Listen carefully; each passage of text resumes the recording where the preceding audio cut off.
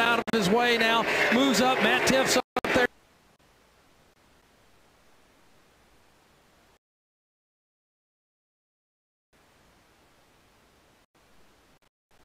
From second place, Keselowski. Let's call it 10 car lengths. At the top four, Kyle Busch was last to make his pit stop. Really not made up much ground since he came back on the right turn two. Inside of Bubba Wallace, 3 to the outside there. Meanwhile, goes upstairs, high up on the racetrack, next to the wall. This is off the corner. They'll here go around, back toward the start finish. So with 30 to go, Joey Logano has the lead over Brad Keselowski. 1 second, 1.3 back on Kevin Harvick. Fourth is being listed as Kyle Busch. Fifth. Sixth is Chase Elliott. Eric Denny Hamlin 8th. Ricky Stenhouse Jr. 10th. Martin Truex Jr. Rest of the cars on the lead lap. Clint Boyer is 11th. 12th is Alex Bowman. William Byron 13th. Kyle Larson. Ryan Newman 15th. Jones Eric 16th. 17th. Menard. Chris Buescher 18th. Daniel Suarez 19th. And 20th. Last on the lead lap is Jimmy Johnson. Let's go back to Gilly. Well, Doug Robb did report on Twitter. They said something about Joey Logano. Ring about really not an issue at all. Said he had a little bit about race spin. His leads, he was hitting his pits, take a little bit of on his tires, but outside of that, car has smoothed out and is in the wind right now. Watching a battle, Clint Boyer, Alex Bowman tangling now for the 11th midway down the back straightaway. Bowman trying to go to work on Clint Boyer. He's all over his bumper now. Takes his car upside onto the racetrack, trying to get him off the top as he'll catch Boyer's getting off of 4. As they come out of 4 and back to the stripe, it's going to be Alex Bowman trying to work to the outside of Clint Boyer. And Alex Bowman has been able to work very athletic with the one we call Marshall than anybody else. He made the advantage 3 wide as they put Perman another lap down. Clearman will slide Bowman, but Boyer still stays in the gas. Down on the racetrack. He'll try that white line in his best to try to get an advantage over that number 88 car off 4. Watching the race leader now roll back the racetrack, and he is in good position. Joey Logano into this race now for the last 15 or 20 minutes, but not been able to totally distance from Brad Keselowski. He's kind of lurking around back there. Cat knows how to race here, knows how to win back-to-back, and he got up off bed last week to win. And Austin, Doug, he has gone down a lap but changed tires. He's right there trying to track down Logano to get back on the lead lap the old-fashioned way, and we've seen at times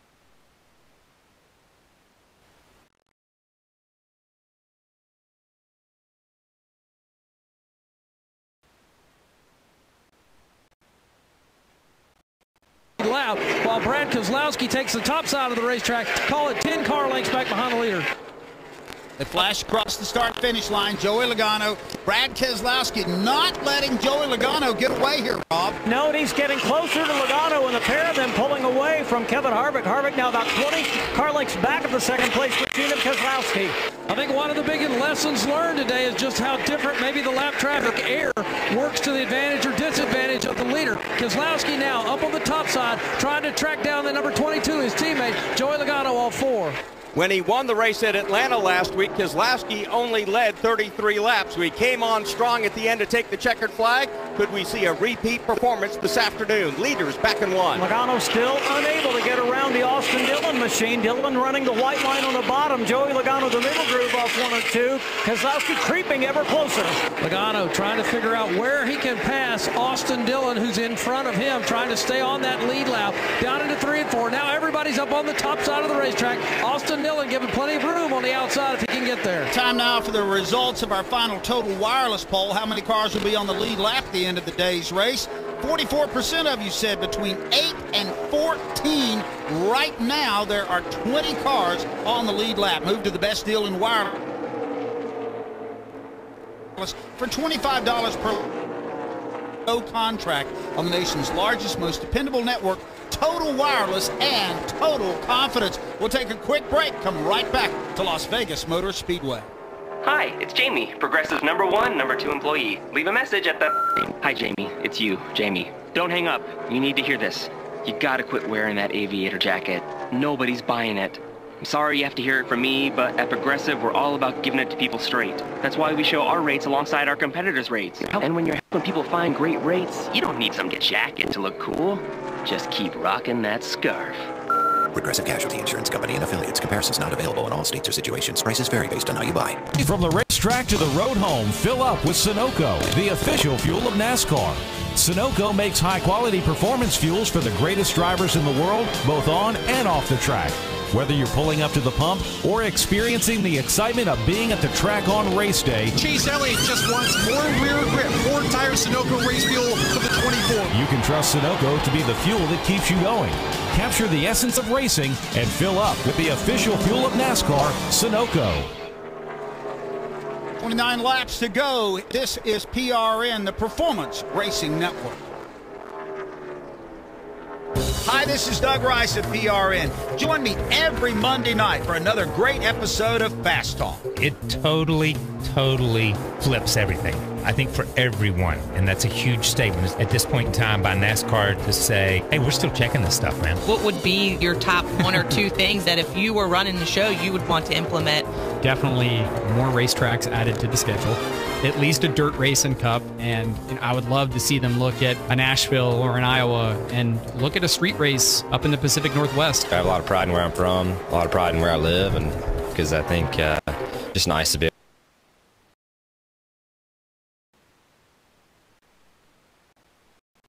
on a roller coaster ride, and he gets over Stuart Haas, and he really doesn't, get going, but they keep supporting, and all of a sudden last year, he was a contender, and I think they learned a lot from the fact, okay, you can still win. That's Fast Talk right here on the Performance Racing Network.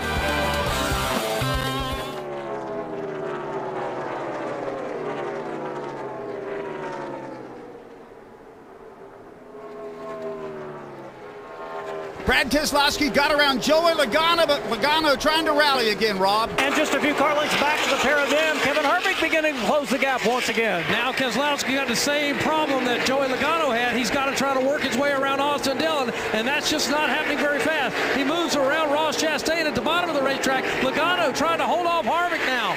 25 laps to go in the Pennzoil 400. Keselowski out front. Joey Logano, Kevin Harvick trying to track him down. Also Kyle Busch now in the 4th spot is gaining on the leaders. And certainly no obligation on the part of Austin Dillon to get out of the leader's way. Off turn 2, they got just 2 car lengths from Keselowski to Logano, 10 back to Harvick, 1 car length back to Kyle Busch. Logano gets a much better run off 2 that time. He's going to go to work on the leader of the race, Brad Keselowski, bottom of the racetrack. Here comes Logano trying to wrestle it away from his teammate. Joey Logano side by side with teammate Brad Keselowski at the stripe. It's Keselowski by about 3 feet, but here comes Logano. As they fight side by side, Harvick and Kyle Busch trying to close ranks. 3 wide in the middle of the banking in turn 2. Joey Logano on the bottom, Brad Keselowski in the middle, up top the lap machine of Landon Castle. Side by side, teammates not giving an inch. Joey Logano battling for all he's worth down at the bottom of the racetrack. Going to run around the Reed Sorensen car now. He uses that as a pick. He'll slide back in front of his teammate off 4. Brad Keselowski now trying to come back to the inside. No go there as Logano goes back to the bottom to block that advance, but that allows Kevin Harvick now to draw even closer. Kyle Busch is not getting through lap traffic very well, so he's fallen well behind. Logano with a car length and a half lead over Brad Keselowski, about 8 car lengths back to 3rd place Harvick. Logano in that bright number 22 yellow machine trying to hold off Brad Keselowski. Logano goes upstairs this time. Keselowski to the bottom. Keselowski trying to make the pass off 4 for the lead again. These cats putting on a show. It's almost a crossover move. Here comes Logano back to the bottom of the racetrack. Keselowski on his flank. Now Keselowski dives to the bottom. Well, if these guys don't single file out and try to pull away, they're going to make it awfully easy for Kevin Harvick to make it a threesome. Off turn 2, it is still Joey Logano by 2 car lengths over Keselowski. And in front of these two is still Austin Dillon, who's doing a great job trying to stay on the lead lap. Here goes Logano, bottom of the racetrack. Keselowski up top side. Logano will pull him by about 3 car lengths off 4. When they come down to the stripe, 21 laps to go. That is all that's left here at Las Vegas. 2 car lengths, the advantage. Logano back to Keselowski. And the closer definitely beginning to close as Kevin Harvick is gaining ground on the 2 front cars ahead of him. Joey Logano middle groove in 1 and 2, and following right in his tire tracks, Keselowski. Wow, this is going to get really good. Logano again out next to the wall down the Nellis straightaway. His teammate right in his tire tracks. This time they both go upstairs, but Happy Harvick goes to the bottom of the racetrack, and he'll tighten it up for second. Kevin Harvick wants to take second away from Brad Keselowski. Meanwhile, it's never a good feeling to see your check engine light on. Thankfully, AutoZone Fix Finder service can tell you the most likely fix for free. Get in the zone. AutoZone is we're in the AutoZone commercial-free area. Joey Logano now putting the heat on Austin Dillon to try to take that spot away, Pat. Austin Dillon doing everything the way he needs to stay out in front of the leader, but I think it's going to go for naught now. Once now, Logano is going to get around Austin Dillon all four, but that separates second and third as well. Now that means 19 laps to go. The lap car of Austin Dillon separating Logano, Keselowski, and Harvick. And Austin Dillon will tuck right up on the back bumper of Joey Logano. He'll go to the top now, open the inside lane for Keselowski. Let's see if Brad is able to get around Dillon more quickly than Logano. I think the answer, Pat, is going to be yes. Yeah, I think Dillon's got the message now that this is the race battle, but maybe for the race win. And he's beginning to give a little bit of respect to these guys behind him. Not that he needed to, trying to stay on the lead lap. Logano by 7 car lengths with the lead of his Keselowski. Joey Logano with his most comfortable lead during this stretch. As a matter of fact, he is not that far away, Rob Albright, from putting Jimmy Johnson a lap down. No, he isn't. Probably 25 or 30 car lengths that Joey Logano would need to make up. So Jimmy Johnson looking for that phantom caution that we haven't seen all afternoon long. Logano down the backstretch one more time now as he'll catch up to the Cody Ware car, which is straight ahead of him. That's the blue and white car. Up to the top side goes Logano. He'll again pull the leader will pull Keselowski by about 7 car lengths off turn 4. A lot of clear racetrack now for Joey Logano with 17 laps left, about 500 yards ahead. The last car on the lead lap, that is Jimmy Johnson in 19. Brad Keselowski now about a dozen car lengths back of race leader Joey Logano. He must work his way around the lap car of Cody Ware, and now Harvick will do the same thing. A lot of separation now between first and second. Logano with some racing room out front. Up next to the wall in that Larson lane, up the top side of the racetrack. Stays there and then continues to try to motor on with that lead. I know there's 16 laps to go, but there's another car that could factor into this, and it's Kyle Busch. He is in fourth, about 2.5 seconds back, but he's turning in some pretty hot laps. Until they got in traffic, Kyle Busch was definitely closing the gap on the 3 machines ahead of him, but having finally cleared the traffic, he's not gaining a whole lot of ground on third place Harvick. Here comes the leader one more time down the Nellis straightaway. Logano up top side of the racetrack, stays right up there next to the wall. Brad Keselowski does the same thing. Kevin Harvick mounting a little bit more of a charge for that second spot on the bottom.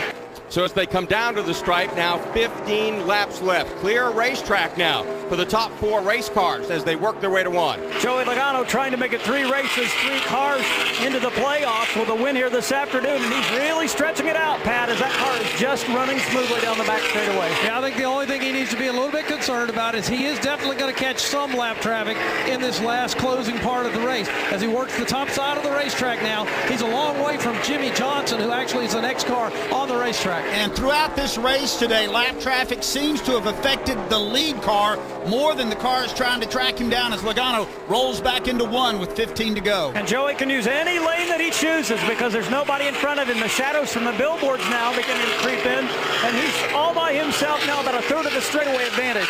Down the Nellis straightaway once again. Here comes Joey Logano. He'll work his way right down to the top side of the racetrack. His car really has worked well up there as he'll move off turn 4, and he'll put B.J. McLeod another lap down. We have race cars all strung out around this racetrack now as we close in on the finish of the Pennzoil 400. 13 laps left. Kevin Harvick and Kyle Busch beginning to gain a little bit of ground on Brad Keselowski. It's Kyle Busch now that's closing more quickly on Harvick than Harvick is gaining on Keselowski. Logano down the straightaway one more time, probably about 25 car lengths till he catches Jimmy Johnson. Johnson down in the middle of turn 3 with Logano way upstairs. It's Brad Keselowski now, and Kyle Busch beginning to gain visibly on Kevin Harvick in a big way off 4. Dozen laps to go for Joey Logano. We're going to have a fight back here for third, though, as Kyle Busch is now within 3 car lengths of Kevin Harvick at the end of the front stretch. Kevin Harvick goes to the middle groove of the racetrack. Kyle Busch all the way to the top. Now Harvick will get to his favorite place. That's the bottom in the middle of the corner and maintain about a 5 car length edge. Kyle Busch gets a good run off the hill down there, trying to catch up and take that 3rd position away from Kevin Harvick down in the middle of 3 and 4. Both the lead 2 cars up next to the wall. Kyle Busch up next to the wall. Harvick, the only guy down at the bottom. They're closing in on Jimmy Johnson, last car on the lead lap, and another car multiple laps down, Matt Tiff. It's still about 10 car lengths, but the last couple of laps, Brad Keselowski has gained a little bit of ground on Joey Logano. He's got a bite.